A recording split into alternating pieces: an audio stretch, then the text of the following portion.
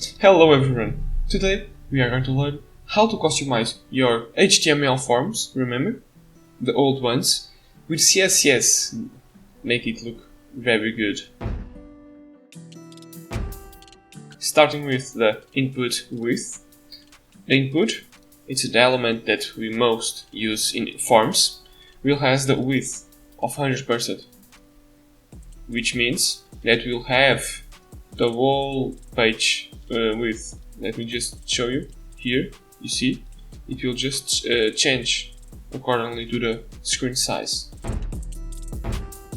Now we are going to use what we learned in the last video, the attribute selectors. What does it mean?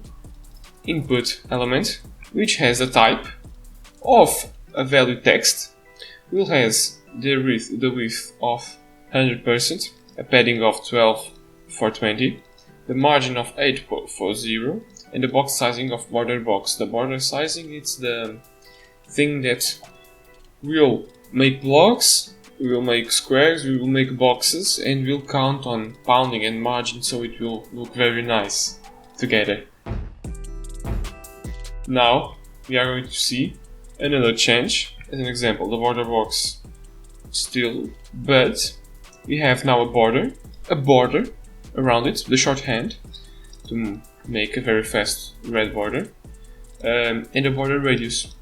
I will probably teach you in the future the border radius, but it's very simple. It's just like a square in a circle, making the square even closer to the circle, rounded corners.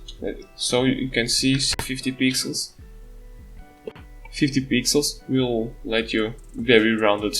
Now, another way of doing it, it's saying that it will have no border. Why?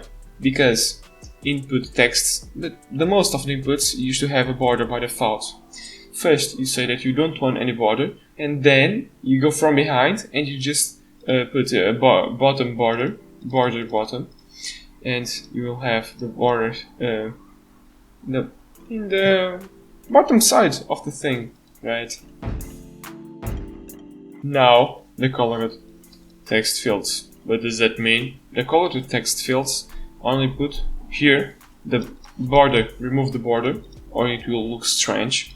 The background color, we put the background color and we change the color of the text. Why? Because black with a dark color will not be able to be seen. Here you can see. Now we will still have our attribute selector type with the value text, but now we remove the outline, we put a border, simple border around it, and on the focus, a state, right? A pseudo, I don't know the rest, but we put the focus, that's when we are focusing on it, and we will change the background color, you can see here.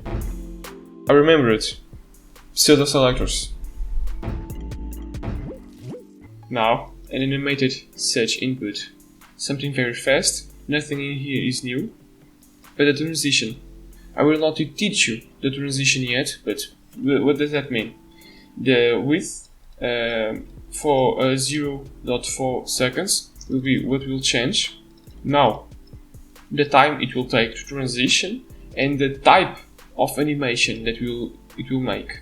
And here in the focus, the two dots, the colon and the focus, will put the width of the focus in 100%. What does that mean? If you click, it will occupy the whole page size.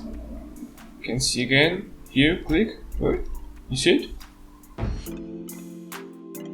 In here we have a text area, a normal one, that you can just write a lot of stuff in here. It's just like a text, an area to write text, of course.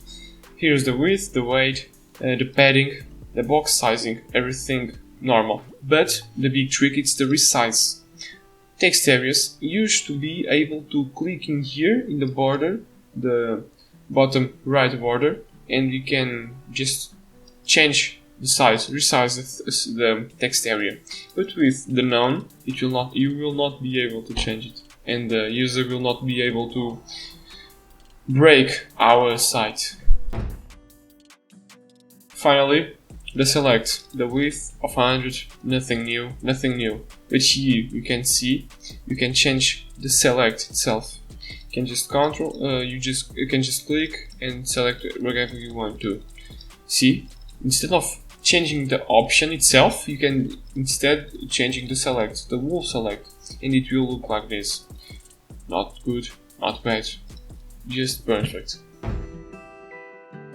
Thank you guys. Hope you guys enjoyed and see you soon.